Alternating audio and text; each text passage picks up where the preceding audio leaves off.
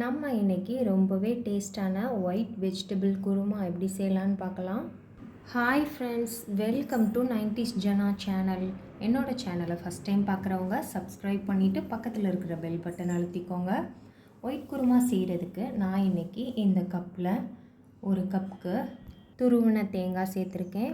இது ஒரு 7-8 ஸ்பூன் இருக்கும். கூடவே இதில் ஒரு 3/4 ஸ்பூன் அளவு சீரகம், ஒரு 1/4 ஸ்பூன் அளவு சோம்பு, கொஞ்சமாக ஒரு 15 போல் முழு பொட்டுக்கடலை எடுத்திருக்கேன், ஒரு ஏலக்காய், ஒரு துண்டு பட்டை, ஒரு கிராம்பு, 2 பச்சை மிளகாய், ஒரு 8 முந்திரி பருப்பு இதெல்லாம் சேர்த்துக்கலாம். மிளகாய் நீங்கள் உங்கள் காரத்திற்கு ஏற்ப சேர்த்துக்கோங்க. இப்போ இதில் தேவையான அளவு தண்ணி சேர்த்து மையாக அரைச்சிட்டு வந்துடலாம்.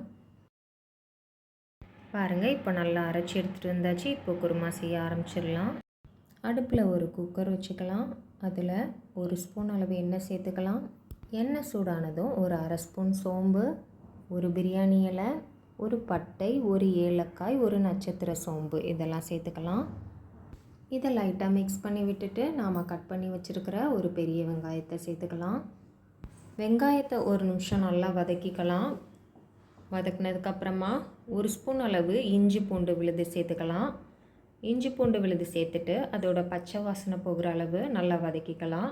இப்போ இதில் ஒரு 7-8 பீன்ஸ் இந்த மாதிரி கட் பண்ணி வச்சுருக்கேன், அதை சேர்த்துக்கலாம். ஒரு உருளைக்கிழங்கு எடுத்து இந்த மாதிரி கட் பண்ணி வச்சுருக்கேன், அதை சேர்த்துக்கலாம். ஒரு 3 கேரட் கட் பண்ணி சேர்த்துக்கலாம். கொஞ்சமாக ஃப்ரெஷ் பட்டாணி சேர்த்துருக்கேன். நீங்கள் காஞ்ச பட்டாணியாக இருந்தால் நைட் ஃபுல்லாக ஊற வச்சு சேர்த்துக்கோங்க. அப்புறமா ஒரு 4-5 பீஸ் அளவு காலிஃப்ளவர் வெந்நீரில் போட்டு எடுத்து வச்சுருக்கேன், அதையும் சேர்த்துக்கலாம். ஒரு 3/4 ஸ்பூன் அளவு உப்பு சேர்த்துக்கலாம். இப்போ இது எல்லாத்தையும் கொஞ்சம் ஒரு நிமிஷம் வதக்கிக்கலாம். வதக்கினதுக்கப்புறமா நாம் அரைச்சி வச்சுருக்கிற தேங்காய் பேஸ்ட்டை சேர்த்துக்கலாம்.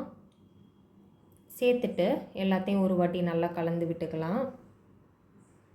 கலந்ததுக்கப்புறமா நாம் தேவையான அளவு தண்ணி சேர்த்துக்கலாம்.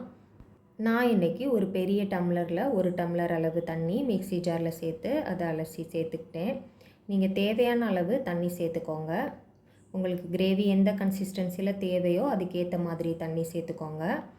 சேர்த்துட்டு இதை எல்லாத்தையும் நல்லா கலந்து விட்டுட்டு கொஞ்சமாக கருவேப்பிலை தூவிட்டு திரும்ப ஒருக்க மிக்ஸ் பண்ணிவிட்டு ஒரு கொதி வர தண்ணியை வெயிட் பண்ணலாம். பாருங்கள், நடுவில் நல்லா கொதிக்க ஆரம்பிச்சிருக்கு. இந்த டைமில் குக்கர் மூடி போட்டு மூடி ஒரு 2 விசில் வச்சுக்கலாம். பாருங்கள், 2 விசில் வச்சதுக்கப்புறமா இந்த மாதிரி இருக்குது. இப்போ அடுப்பை ஆன் பண்ணிவிட்டு ஒரு 1 நிமிஷம் நல்லா கொதிக்க வச்சுக்கலாம். நல்லா எல்லாத்தையும் மிக்ஸ் பண்ணி விட்டுக்கலாம். பாருங்கள், இப்போ நல்லா டேஸ்டான ஒயிட் வெஜிடபிள் குருமா ரெடி ஆயிடுச்சு. இப்போது தேவையான அளவு கொத்தமல்லி இலைகளை தூவிக்கலாம். உப்பு போதுமான்னு செக் பண்ணிக்கோங்க, தேவைன்னா சேர்த்துக்கோங்க. இப்போ அடுப்பை ஆஃப் பண்ணிடலாம். கண்டிப்பாக எல்லோரும் ட்ரை பண்ணி பாருங்கள். ட்ரை பண்ணி பார்த்துட்டு எப்படி இருக்குன்னு சொல்லி எனக்கு கமெண்ட் பண்ணுங்கள். என்னோடய சேனல் பிடிச்சிருக்குன்னா லைக் பண்ணுங்கள், சப்ஸ்கிரைப் பண்ணுங்கள். இந்த லைஃப் தான் நல்ல சுவைத்து சாப்பிட நமக்கு கிடச்சிருக்கு. ஆனால் உணவே மருந்துங்கிறத மறந்துடக்கூடாது. ஸோ சுவையான மற்றும் ஆரோக்கியமான உணவுகளை சுவைத்து மகிழுங்கள். Thanks for watching.